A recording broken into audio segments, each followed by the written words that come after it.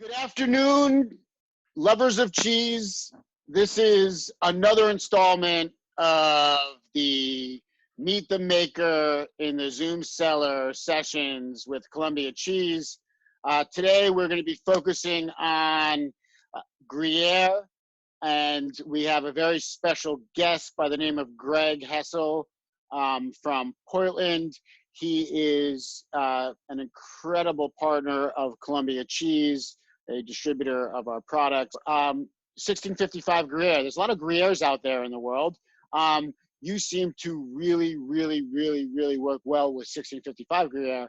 Why is that? What is it about 1655 Gruyere and how it relates to your business? So I remember the first wheel of 1655 that we received when I was working at Cheese Bar. The first year Cheese Bar opened with Steve Jones, and the wheel showed up. We broke into it, and I proceeded to sell that entire wheel in probably like 2 weeks, maybe a week and a half. But every person that came through that store, I was like, you need to try this. This is unbelievable. And it's no joke. I mean, like that, I've had some flavor moments in my life where I've tasted cheese, which I want to shout out Ken at the Darien Cheese Shop for a Beaufort I tasted that I've been chasing for now 15 years, that flavor profile. But in Gruyere, same thing. You know, like that cheese to me was just a pinnacle of process. And it was not till years later that I started Cowbell. And it took a couple of years to get Columbia because I was an unknown entity with no background in distribution. And so but it was a cheese that I was chasing to have in my catalog. So upon getting 1655 and being able to work with Columbia, it's been like the forefront of our ship. You know, it's been right. It's the shape of an eighth cut, you know, is like breaking the ice going through, you know, the Arctic. It's a cheese that for me is so both like accessible because of Gruyere, because people know the word Gruyere, they've experienced the cheese. But when it's funny, in working with a larger grocery in our area, we have built Gruyere to become in the case all the time. It's like one of my only cheeses that's a constant, that's a must-have in all their stores at New Seasons. And it has grown in popularity because it's so good and people keep coming back. And in particular at this time, I think it's a cheese that people in this time of uncertainty are really finding some comfort in and a lot of joy. Awesome. Have you actually been to Switzerland? Yes. Awesome. Can you tell us a little bit about your experience in Switzerland? Sure. I had the opportunity to go to Gruyere first with my family, knowing 1655. I'd already been selling it, but I planned a trip and had the opportunity to actually stay in the village in like, it was like an early season. And the village in the Gruyere village with the castle. Yeah, totally. Yeah, it was like. So take us there. What does it look like? Yeah, so it's up on a hill. You park and walk up along like stone, like not cobblestone, but like pebbled road, and you enter. There's a couple ways to enter, but you enter through a walled city, and inside you've just stepped into like the 12th century, where there's a fountain in the center. There are shops that line the town, making part of the walls, and yeah, I could go into such detail of just where like grain was sold at this one area where there's like stone, like the old mechanics of what a village needed to survive and the commerce in it was all still there. And I would wake up super early in the morning and walk down the backside, and I could see there's like a really cool like mountain formation where the moon will sit right in this like saddle. And I've had 2 experiences where I got to see the moon just setting in that saddle, and then walking through, this really interesting area and finding these other kind of caves that I think are more like pertain to like World War II stuff, because I was like, wow, no one wants anyone to know about these over here. And they look like little munitions depot. Anyways, so after like that experience in there and having spent time, we were there for like 3-4 days. My kid for the first time was able to like run around without another parent in that area. And her sense of freedom there was like blossomed. We gave her a watch and we would let her go for like 5 minutes, and she could just like she was like maybe 5, 6, and just cruise around. And so it fosters like this sense of a place. And then on top of that, my next time back was traveling with you guys, with Jonathan, and several of the Murray's crew, and having an opportunity to go to an Alp, and during the Des Alps in the fall, and the opportunity to make cheese in a hut, and then to go and be a part of that whole process, is How would you describe Des Alpes? What was Des Alpes? to over the top. I mean, Zalp was both like, it had a political component, at the beginning when we saw the first element of it, and then it had a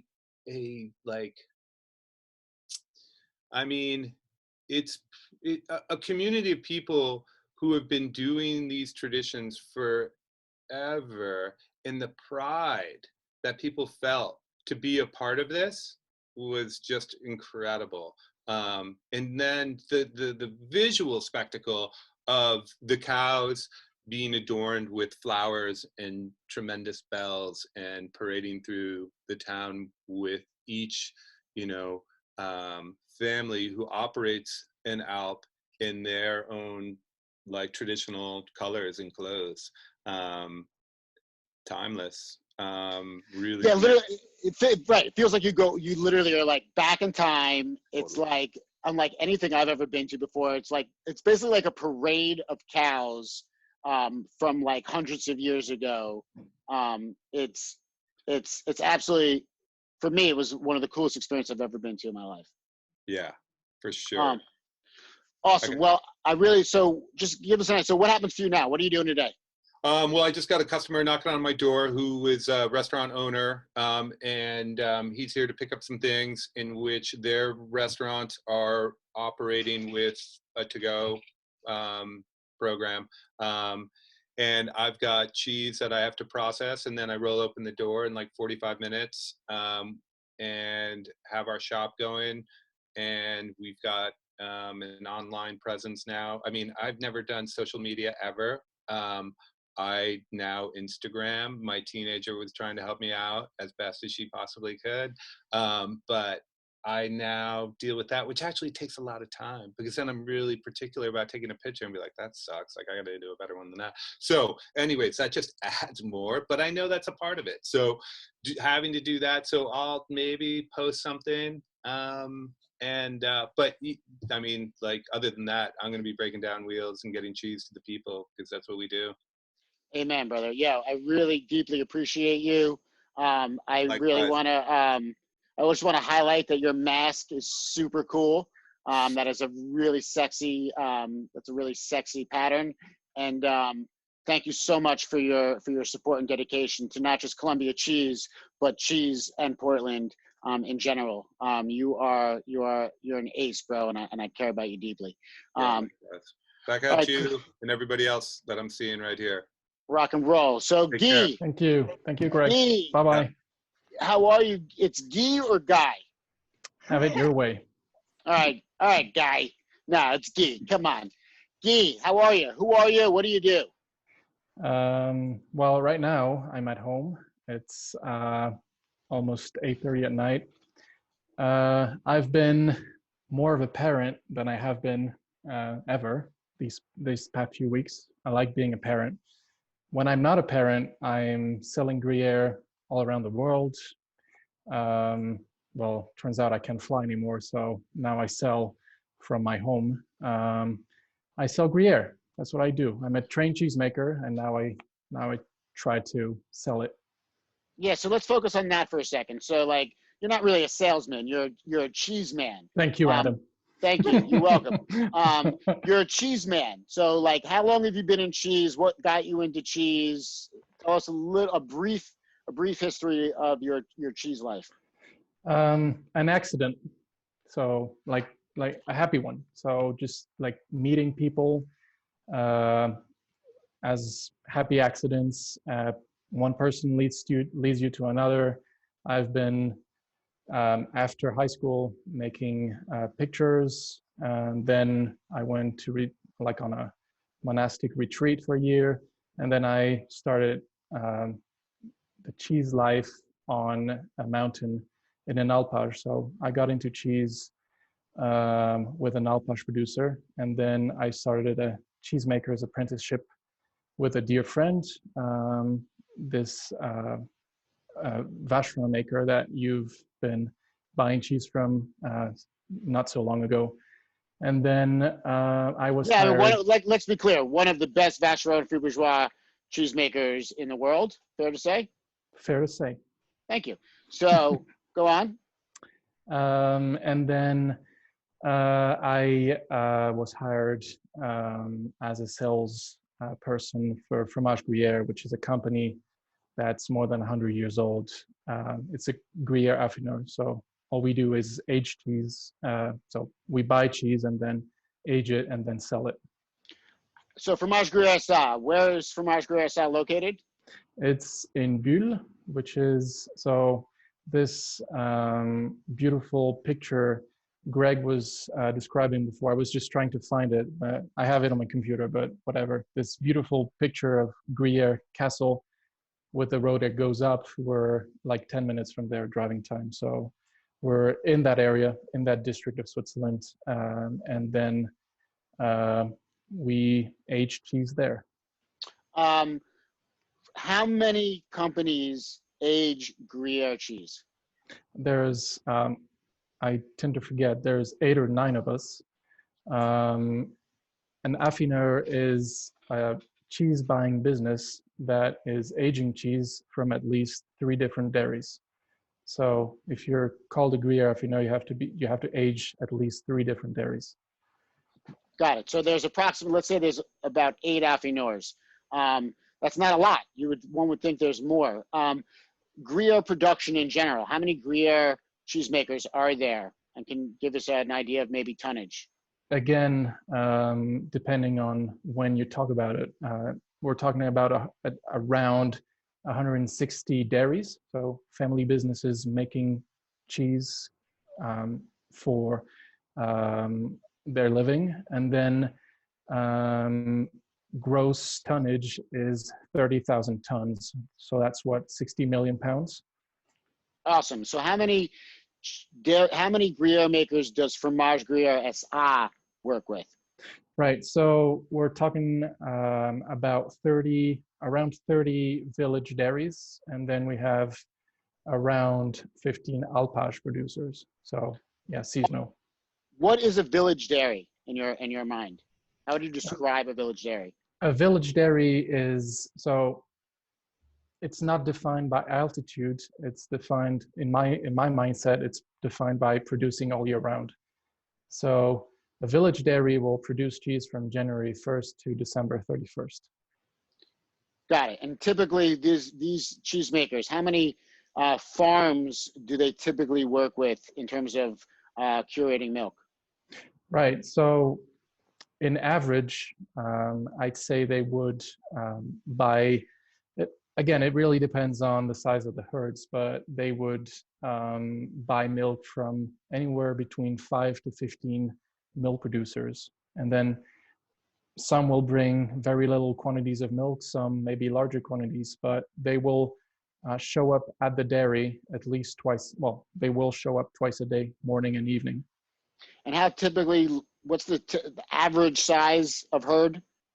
An average herd in our country is considered 30 to 40 cows. milking cows. And then of course you have veals and, you know, calves, but 30 to 40 milking cows. And what type of cows are typically used for Gruyere? So Gruyere is produced in Western Switzerland, where you have any kinds of breeds used. But I'd say in the area we're located, which is Fribourg, Fribourg has an affection for black and white Holstein and also red Holstein. Got it. And can other cows be used, or is that like the No, guideline? there's no guideline there, because the AOP was created in 2001, or maybe 2002, but not so long ago, like less than 20 years. So back then it was impossible to define a specific breed. wasn't an option. What is AOP? Because AOP is the thing. AOP is I see AOP like on all the cheeses from of Gruyere. So what is AOP? What does it stand for? What does it mean? What do they do? Yeah, so AOP is easy to recognize, be it Swiss or European AOPs, because you always have a logo. So the logo for European AOP is this blue circle, and AOP in Switzerland, as you said, there's a logo with the white, the black, and the red. It's the same thing. It means Appellation d'origine protégée, which is protected denomination of origin. This means there's a guideline book, regulations, and this means all the the whole process of the cheese making happens in the area of origin, which is not the case with IGP. IGP cheese, you can make, say, extreme scenario, you can make like, say, a Swiss IGP cheese with milk from, I don't know, Argentina or whatever. But this is not our case. The milk has to come from the area of origin and be transformed there. So let's get back to Village Dairy. So paint a picture for me. What Village Dairy? So like the dairy is in the center of the village? Yeah, so usually that's how it was set up back then. So you always had the church, maybe like the town hall, the school, and the dairy. They were essential parts of a village not so long ago. Today, when dairies merge, they're moved outside of the city or the village because of space use and land and like moving around. And also, let's not forget that there's a history of pig farms being affected right next to dairies. So the pig farms aren't very popular today in villages because of smell, because of nuisance, whatever.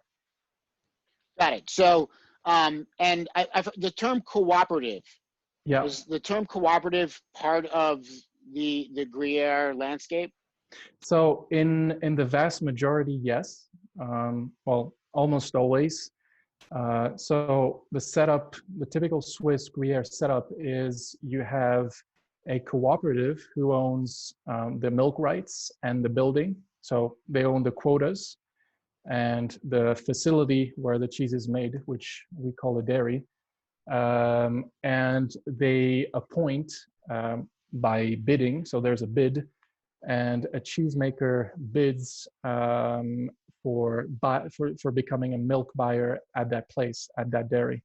So the milk buyer buys milk from the co-op, and this on top of the milk that he buys, there's a rent that he pays in terms of kilo of milk. So basically, on top of the milk, there's the fee for renting the area, for renting the facility.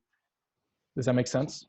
Yeah, I mean, I just want to make sure it makes sense to me. So the cooperative is the group of farmers.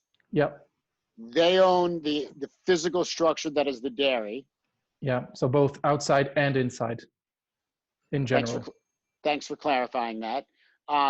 And so the cheese maker, is he selected by the co-op? Does he go like? There's a bidding process. So back in the days, it was the milk was awarded to whoever paid more. So it's like a bid. So the cheesemaker's kind of like an entrepreneur then? Is that a fair assessment? Like he's basically like he's a hired gun. He's not even hired. He's a partner with the co-op. He's not hired. He's not an employee of the co-op. No, he's not hired. So he's like, so it's kind of like if I like music. So it's kind of like the record label owns the production studio and the producer comes in, rents the production studio, and then like buys the materials to make the product. Right. And then something very important is that once he buys the milk, the cheese is his.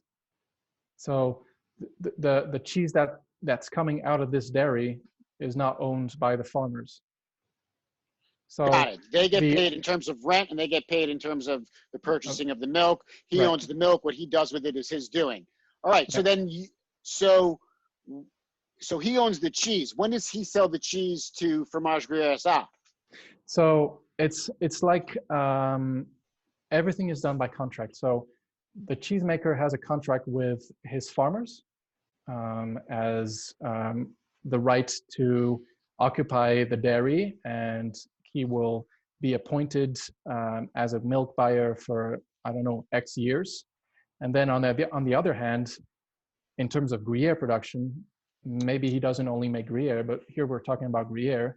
He signs with one affineur only, a yearly contract, usually in December for the next year, deciding I'm going to sell my entire production of Gruyere with X amount of kilo at that price for 1 year, and only to you.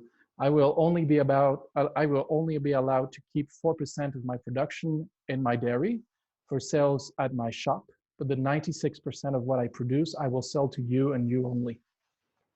Fascinating. So let's clarify that a little bit. First, these cheesemakers, so you said they have a shop, so they're also cheesemongers? Yeah, well, it's not exactly what you think. Sometimes they have shops, sometimes they don't. Sometimes when somebody shows up at the dairy, they're like, okay, I'll be right back. So they run down the cellar to their cellar, get the knife, cut the cheese, and run back up. That's how the shop is sometimes.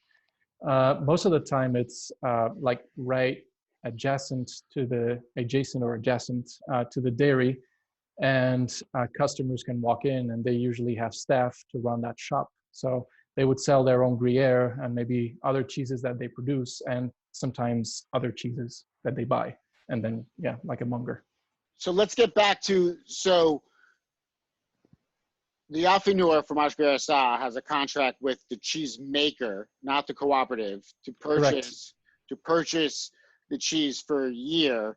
How does that process work? Does the cheesemaker decide on the affineur? Does the affineur decide on the cheesemaker? Like, is Fromage Gruyère S.A very particular about who they will buy cheese from? Like, how does that work?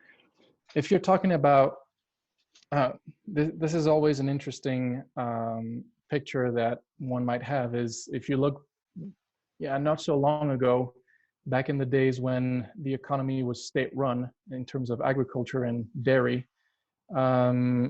affineurs would take their cheesemakers for lunch, or like play cards all the afternoon, and like have massive dinners every month when they bought the monthly production that they were supposed to, like every time they bought cheese from that guy, they wanted to be nice. So they took him out for dinner every month and like got him presents. Like we hear stories about back in the days when affineurs would show up with watches to their cheesemakers once in a while, because back then having suppliers and keeping them was very critical for your business. Like you had infrastructure, so what you wanted was to keep the infrastructure running, thus keeping your suppliers.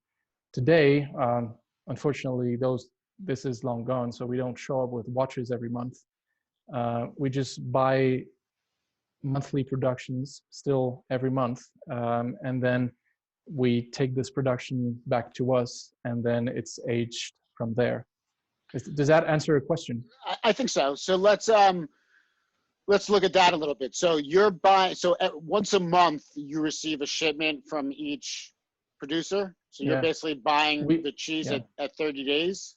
We buy it. So we ourselves go and get, and so we weigh and we fill a truck with cheese that was produced 3 months before.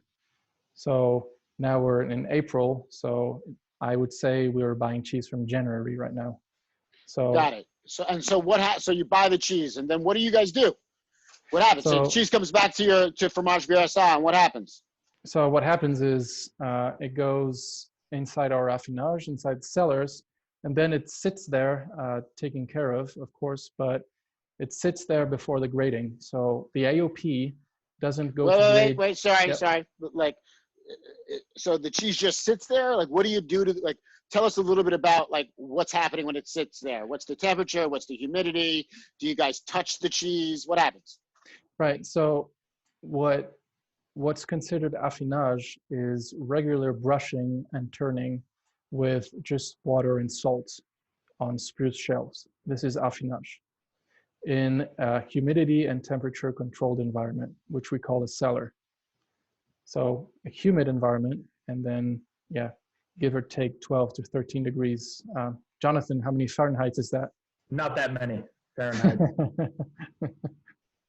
Got it. So you guys are basically, you're temperature controlling it, you're humidity controlling it, and you're brushing it, washing it, and turning it on a daily basis? Yeah, so when it comes in, fairly young then, it's going to be like three times a week. Let's keep in mind that if we're talking about 3 months, sometimes it also comes like white cheese. It comes at less than a month old, but that's specific to maybe a few cheesemakers. Normally, it starts with three times a week at 3 months, and then whenever the cheese ages, we decrease that to maybe once or twice a week. So the older the cheese gets, the less brushing it requires, but it still does require brushing when it's like 12 or 14 months old. Got it. So now let's jump into what you were about to talk about, which is the grading. So is every cheese allowed to be called Gruyere? What goes into a cheese actually being allowed to be called Gruyere? And what is this grading process that you're talking about? So, I mean, there's many things, but first things that come to mind is the dairy has to own milk quota to start with. So a right to produce Gruyere, X amount of milk. Then for that amount of milk, at the beginning of each year, the cheesemaker will receive a batch of cuisine marks. They're little round things with numbers on them. So typically digits. So it's written Gruyere Switzerland, and then you have the year, and then you have the dairy number, and then you have a serial number for the wheel. So at the start of each year, the cheesemaker receives cuisine marks for X amount of time, and then the following year he receives new ones. So that entitles him to produce Gruyere. What it also entitles him to produce Gruyere is he's respecting a series of guidelines. So the AOP edicts a series of guidelines that the cheesemakers have to observe, and they appoint people to come and check. So not only like FDA, but like I don't know what you call them, like inspectors who make inspections for the AOP. So this is how they check that it's a legit business producing legit Gruyere. And then obviously the main decision maker when one is to produce Gruyere is he has to buy Gruyere at a fixed price that is decided by the AOP, and a portion of this price that is equally paid by cheesemakers, farmers, and affineurs goes to the AOP, like as a contribution. So this is what makes Gruyere a proper Gruyere. If you look at obvious things, so it's written Gruyere on the cuisine mark on the top, and then on the rind around the cheese, it's written Gruyere with a dairy number. So this is how you recognize a proper, legit Gruyere. Got it. And then, so tell us about the grading process. So AOP, if I understand correctly, AOP, who decides who gets the quota for the production? Oh, it's fixed by dairy. So the idea when this process was started is that the milk stays at the dairy. So it's not um, like farmers could decide, oh yeah, I don't like my cheesemaker anymore. I'm going to deliver my milk to the neighboring cheesemaker who also happens to make Gruyere, and then our cheesemaker has empty vats.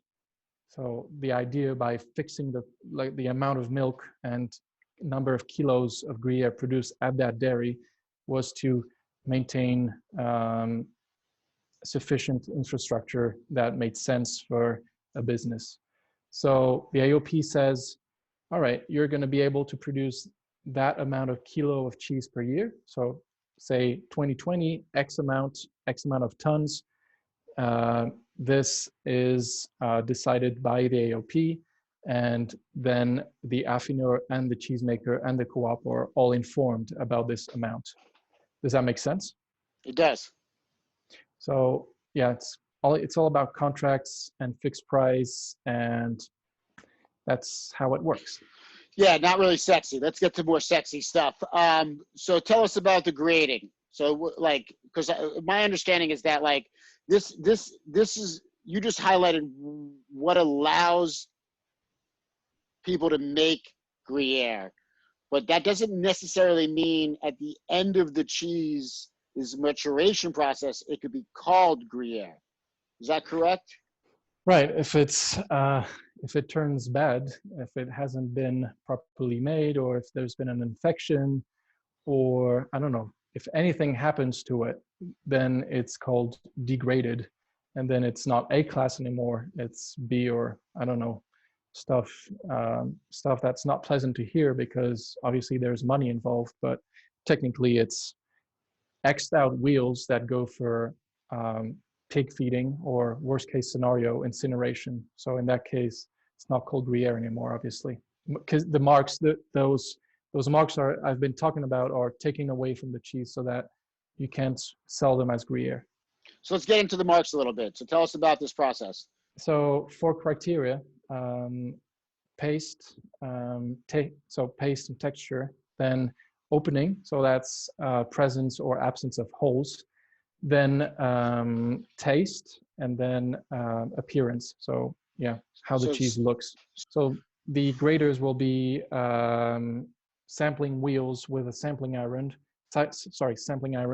and then judging by how elastic or how smooth or how buttery the sample will be, or like in their actual hands, or by tasting it, they will be giving it a grade out of 5 points for taste. For paste texture. And then what was the second one? What did I say? Opening. It's not the correct order. There's a specific order, but opening is called is what we call like presence of holes. We don't want cracks. We don't want too many holes.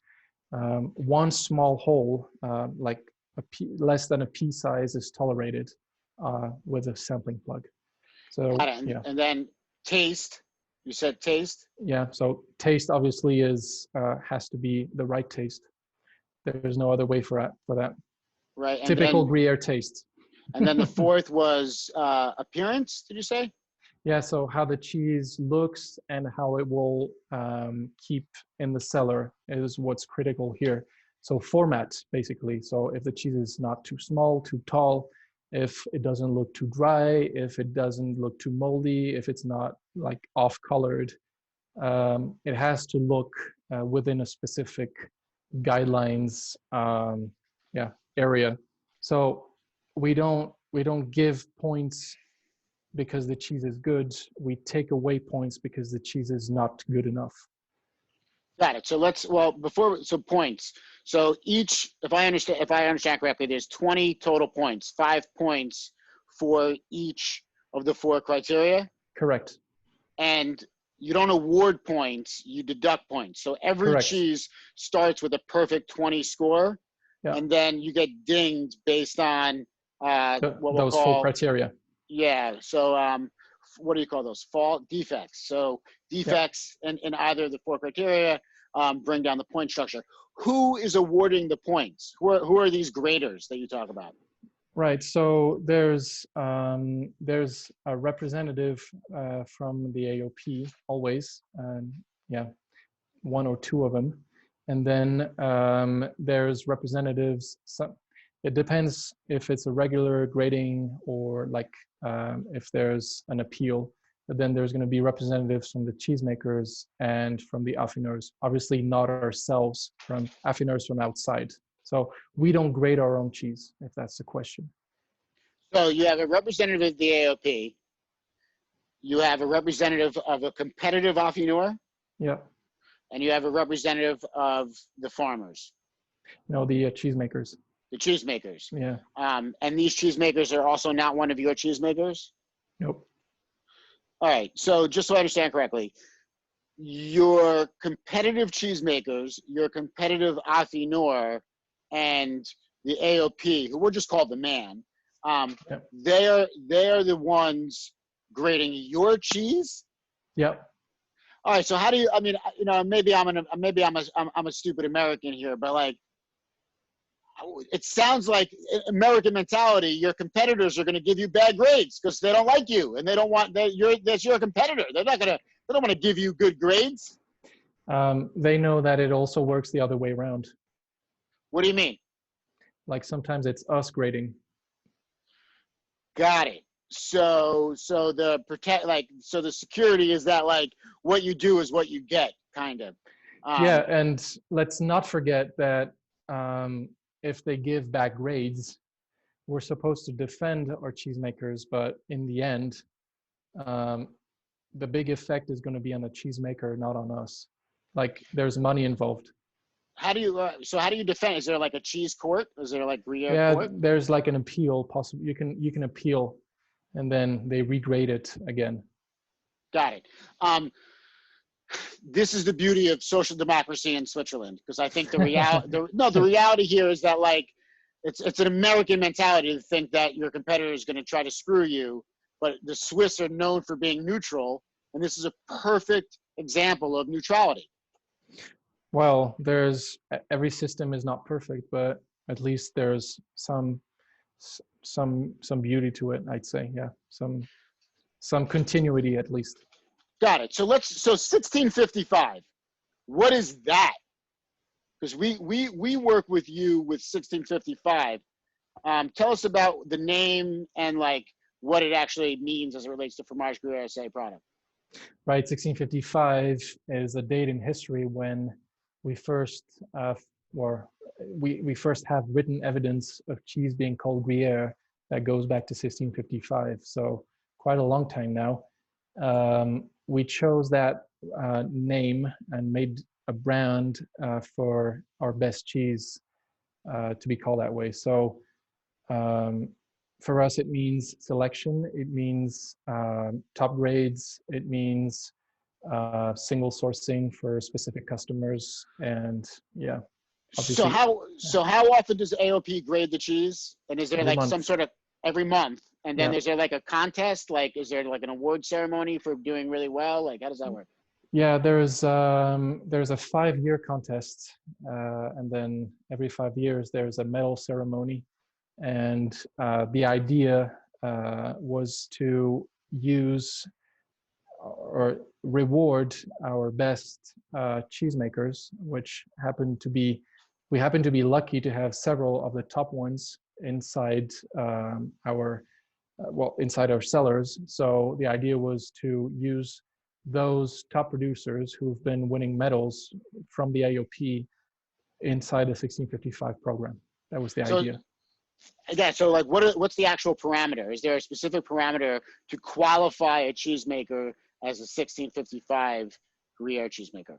Yeah, so we define an average grade over those past 5 years. In this case, it's 19.5, and then decide to include as many cheesemakers as possible who have a 19.5 out of 20 average over 5 years. There's not that many.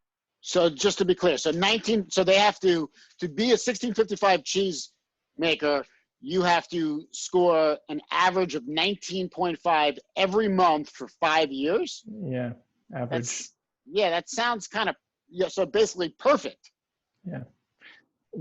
I mean, some countries, interestingly enough, have been asking for different flavors. So we had to decrease that grade to accommodate for that. But yeah, they were looking for different flavors that weren't at 19.5, but we've had to accommodate for that. So it's also what I'm saying is the customer also can decide if he likes or if he doesn't like what we're suggesting.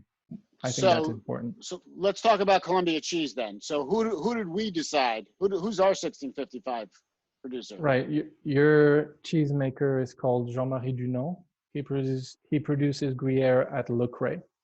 And this is the only cheesemaker we've been supplying you with a 1655 brand.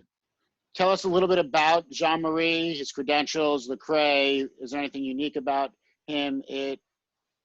He's an extremely knowledgeable man, very, very precise. He's a better cheesemaker than I could ever be or hope to be. And why? What makes him a great cheesemaker? Why do you think he does so well? Commitment. Okay. And right. And Le Cray, let's talk about their altitude. How high is it?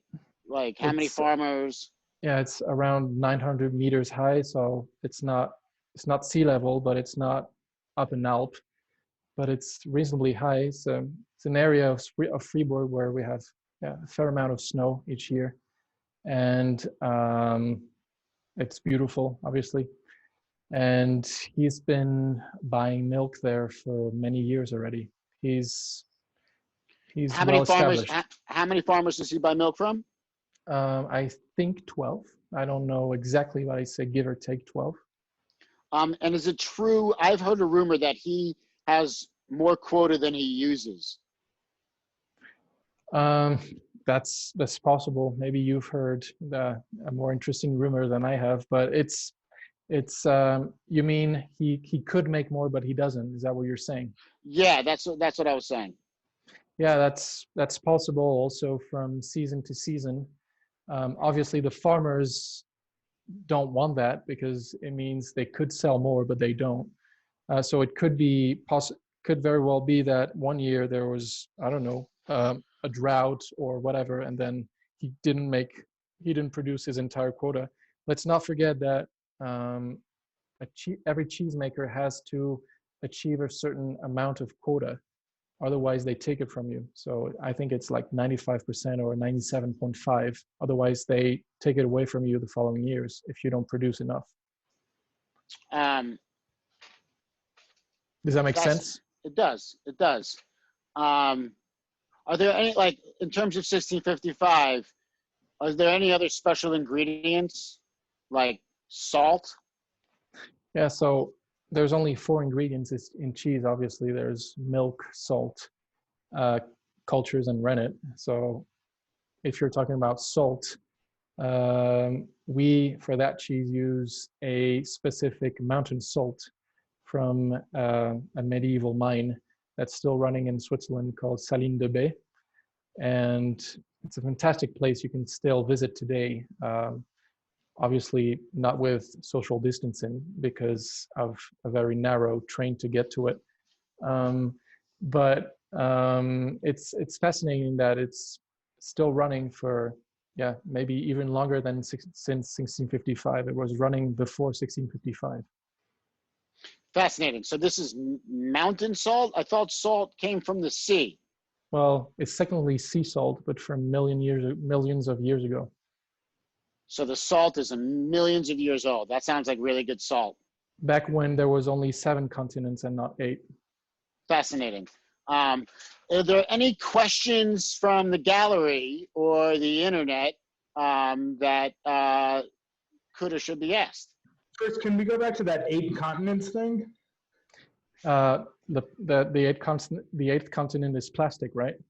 Oh, that's good. All right, yeah, I've actually, Guy and I have been speaking for the last couple of weeks, and I just wanted to jump in for a second. So obviously, okay, so I've been reading like the book on Fromage Gruyère, right? So from what I understand, like this kind of thing, this COVID situation we're in, this surplus of first of all, is there a surplus of cheese right now? Like, do you guys, is sales down to the point where you're like trying to find nooks and crannies to stash it, or like what's the feeling? I mean, if we go back to what Greg was talking about 55 minutes ago, we are, like, to be honest with you, we're not in that bad situation. Yeah. Why is that? Yeah. So the main reasons for that is that, first of all, our Swiss population is obviously used to eating Gruyere, so they buy about, the Swiss buy about half of the production, so 50%, around, give or take, somewhere around 50% of the cheese stays in the country. So yeah, all the time. Yeah. I mean, give or take. Right. And then because of the COVID situation, people had, so there's, I guess, many reasons. This is my point of view. This is not the point of view of everybody. And like, again, there could be other reasons, but I think one main reason is that, first of all, there's like habits, purchasing habits. People are used to buying Gruyere in whatever format they can find. So either at the weekly markets or in the supermarket, or like, I don't know, on cheese platters in restaurants, or yeah, maybe even online. I don't know. But what I do see, what we do see is that demand in terms of retail within Switzerland. So when I'm talking retail, I'm making a shortcut here and discussing about supermarkets, but Yeah. volumes thankfully haven't been dropping. Maybe more so the contrary. So it's interesting that people have focused on Gruyere inside their like cart, and thankfully enough, we were able to supply. So I mean, part of what the AOP has done in the last, and before them, the government regulation and the brand, just Swiss cheese marketing in general, is it's always felt like people trust Gruyere. Like I don't, you've brought Gruyere from other affineurs into my house because you really like Gruyere, and you're like, let's eat some Gruyere, and that just happened to be at arm's reach.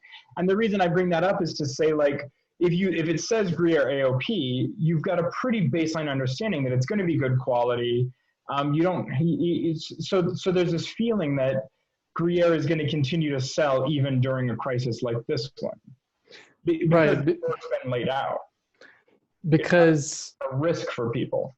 Right, because we sometimes say that during presentations, don't we? You always taste Gruyere, and you never find a bad one. You never taste a bad Gruyere. You sometimes taste great Gruyere, but you never taste bad ones. Yeah. Would you agree to that? Yeah, well, and I think it's also, I mean, at least the feedback we're getting from wholesalers and from retailers here is that Gruyere is something that the American consumer now knows. It's in recipes, it's in books. What we hope is that they plug into what we're trying to present with our Gruyere, and that they plug into those flavors, into the history that's there. But in general, it's really lifted by the fact that this is a known entity.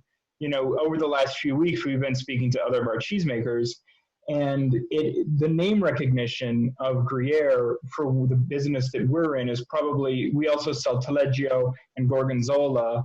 I think it's probably in that realm, maybe not as high as Gorgonzola, but probably more recognizable in the US than Taleggio. So I feel like that's kind of like a good baseline.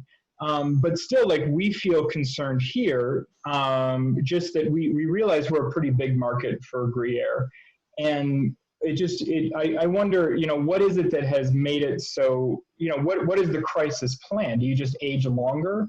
Does it just mean more 12 months cheese at Christmas, more 18 months cheese next year? Or like, I hear stories about other cheese makers dumping milk in the US and in Europe because they just don't have room to put aged cheese, or they don't feel like it's worth doing the conversion. Like, why isn't that happening to Gruyere? All right, so there's there's two aspects to it. So when I say sales have been, as far as we understand, have been keeping up pretty well. So there's several reasons. One reason that comes to mind is that there was a price increase that was planned April 1st. So the sales number we have are for March, and it could very well be that people have been stocking up on Gruyere in March before the price increase. That's a possibility, which is why I don't want to sound like the guy who's, bragging about, hey, we're doing great. We're not. I mean, everybody's cautious. We just have to watch out. Yeah.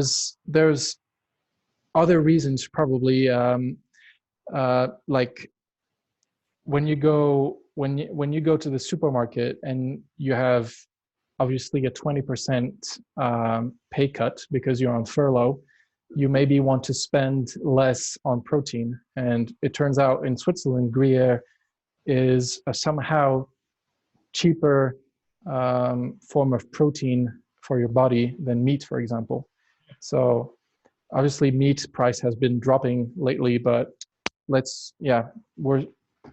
Gruyere is still cheaper than most meat parts or most animals if you're comparing protein. It's also a good cheese, but if we're talking very pragmatic, I'd say that's one of the reasons. Then somehow we see, so as you know, I live in like a peripheral area in Switzerland. I live close to France, and a shop owner, supermarket owner, manager, has been telling us that his business, he didn't say what with, but his business has been going up by 30%.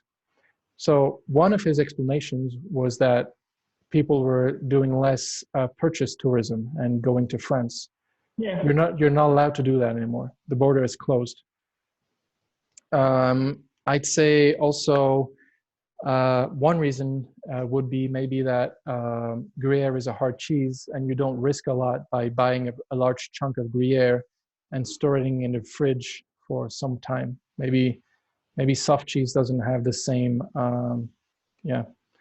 the same absence of risk whenever you buy a soft cheese. Does that make sense to you? I think it does make sense to me. All right, so moving into the next month or so, this is what we're at mid-April. When do these guys start going up to do the chalet production, the alpage production? Is that like mid-May or June? Like considering the drought and everything else, what's the outlook right now? So as of this afternoon, I've been asking people, and so people are worried about, if we're talking about cheese production in general for the next few months, water is a concern and amount of feed, because obviously McDonald's have been closed for some time, and let's be honest, users like McDonald's are using huge amounts of cows for butchery. So many cows haven't been killed, and so let's put it that way, they have to be fed. So the idea is that so the combination of lack of rain and more mouths to feed is somehow worrisome. So that's the immediate concern. If we're talking about alpage, so they would typically go up the Alp maybe end of next month. So a month from now, give or take. So the concern is, this was a year with late snowfall, and because so it wasn't a large snowfall, but it was late, and so some snow is still on the mountain right now.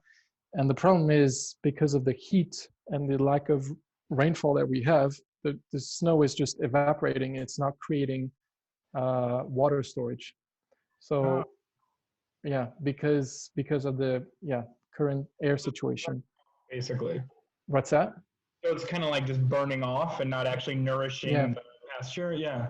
So the concern will be feed, water, and then obviously, like many industries, it's going to be workforce. So essential workers and loyal workers come to work come from other countries to work with the families during the summer. They would typically come every year from May to say November, or like from now till November, and some of them would like not be allowed to leave their country. Right. Oh, really? Yeah. Yeah. So now, is that like France and Italy, or is that like further east? Like, where do people come from? Anywhere. Yeah. I mean, I know, as you being a French farm worker who found yourself on a Swiss farm, you Right. can, yeah, that's interesting. Yeah, I was allowed to cross the border back then. Some of them, I mean, they're not allowed to leave their country, so obviously there's no airplanes to take them, and they're not allowed to drive. So that's. So you expect to see a downturn in production as a What's result? that? Do you expect a downturn in alpage production? We don't, because I mean, like Greg has been demonstrating before, work will have to be done regardless. Right. So if we do expect a decrease in production, it's because this drought continues. It's going to be a hard summer, not an easy one. Yeah. Yeah, but I don't know. It could very well be that we have a shitty summer and it rains every day from June to August. I mean, yeah, nobody knows that. Shitty for us, good for the cows. How much fondue are you eating right now? Too much. You're gonna see whenever you see me, like somewhere around here. He has a tendency. I've never really seen this. Almost every day. Gaining weight? You mean? What's that? Gaining weight? No, a tendency to eat Gruyere every day, no matter where you are, and a tendency to eat fondue wherever it's on the menu, which has always really impressed me, is that we can be anywhere in the world, and if they have anything called fondue on the menu, you're willing to give it a try, even though you know it may not be up to your personal standard. No, to get to your point, our weekly consumption of Gruyere is around 2 pounds. That's pretty good for 3 people per week. Yeah. Europeans, for the Europeans, that's approximately 1 kilo. Thank you, Adam. You're welcome. You're welcome. Yeah, I have another question. Wait, I have a question. Guy, has anybody ever told you you look like Keanu Reeves? Yeah, well, apart from you. Can everybody else on this call agree that he looks like Keanu Reeves? I've always thought this. All right. You look like Freddie at Lecrae. Yes. Can you also confirm that Freddie Mercury works at Lecrae? He does. No joke. There's a guy that works for Jean-Marie Dunan that looks exactly like Freddie Mercury of Queen, and we are convinced that Freddie's still alive and is now making cheese in the Swiss Alps because it's a much called better 1655. Called 1655. It's a very short appendix at the end of the movie. Awesome. We actually got a list of questions for you, Guy. So hang with me for a second. Shoot me. I want to go back to something you really did cover, but I just want to kind of like expand on it a little bit. You were talking about a lot of climate changes affecting alpage season this year. Is that something that you've been noticing over the past few years? Has there been an effect from climate change on the alpage season? Yeah. So obviously, lack of water and heat combined is never a good thing on an estate where you rely solely on the water that you get from like right there. So if you're out of water, you're out of milk. So you have two problems. You have lack of milk, and then you have storing your milk, storing your milk in the format of a cheese well enough. So like, let's put it that way, your temperature outside is way higher than usual when this cellar was designed many hundred years ago, maybe. And then you have to store there, you have to store cheese there for some time. And if it's getting warmer than usual, then the cheese is not going to be good. It's not going to look good. And then you're going to have some points deducted on your format or appearance criteria. And that's a big problem. So what we've been seeing, maybe now too often, is like water being brought up to the mountain, either by tanks, or we've even seen helicopters, like if you were extinguishing a fire, you just bring water to an Alp. That's incredible. All right, so jumping to another topic. Earlier on, you mentioned that some of the other countries and parts of the world that you work with are seeking out different flavor profiles of Gruyere. Can you talk about what those flavors are that they're looking for and how they differ from what they typically were buying?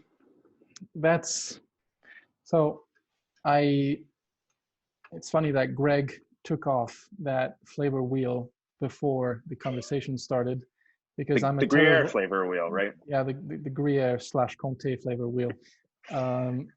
I'm a terrible user of that flavor wheel, so I know nothing about tasting cheese. I either like it or don't like it. Maybe my customers are the same, maybe not, but whenever they come in the cellar with me or my colleagues and they decide they want that cheese, I won't say no. I'll say okay.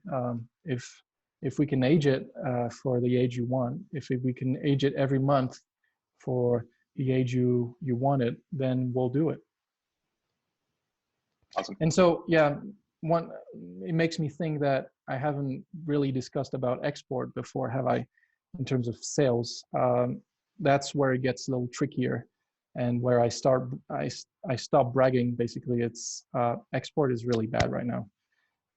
We haven't got around to that point, but like I've had customers returning me cheese. So like Adam was talking about this before.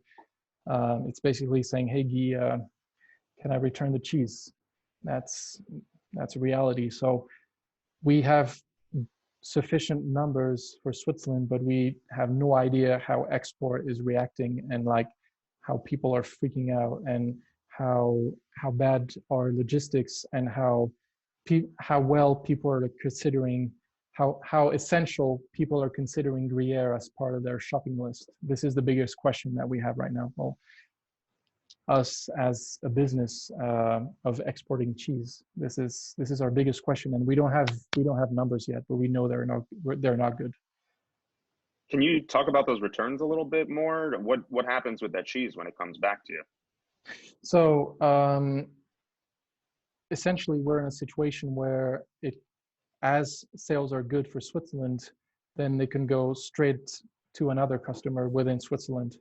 Worst case scenario is they'll be taken out of the box and put on shelves for a little while, taken care of, and then when they find a new home, we'll just provide them with that new home. But they'll have to be relabeled, of course. But right. We never like that, because who likes to be returned cheese? Of course. All right, so let's end. I have a couple personal questions for you, so we'll end on a little lighter note. So you talked about finding your way into the cheese industry through cheesemaking originally. Can you talk about how your personal experiences as a cheesemaker affects how you go about your current role? Meaning that I don't want to go back to making cheese? However you want to answer the question. It's a difficult job. Let's be honest. It's a job that I've struggled through. I've really struggled. It was tough, like working all those hours that Greg was mentioning before, all year round. So including Christmas, including New Year's Eve, including like all those days. I know in the US it's a pride to work every day, but once in a while you should enjoy holidays. So when you're with your friends and you're having like nice conversations, and then you have to say, all right, I have to peace out and go to bed because tomorrow at 4 I'm up. This was the trickiest part, I have to say. So I'm very grateful. I've been surrounded by people who've helped me to go through it, but I'm happier with the life I have now, which is why whenever I talk to a cheesemaker or sell his cheese, it rings like this bell deep below.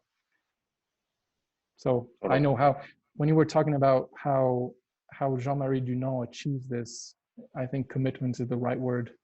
Commitment, 365 days a year. Yeah. And so besides Gruyere, you've worked for some other Swiss cheeses in a sales capacity, correct? Promotion mostly. So I've worked for Tête de Moine AOP. So we didn't sell anything. We had to promote it. And I was also, so we're talking about like grading cheese. I was also grading Tête de Moine cheese every month as well. Would you say you feel a little bit more of a special connection to Gruyere versus the other cheese? And then what about that, if so, kind of like draws you towards Gruyere? What is special about it?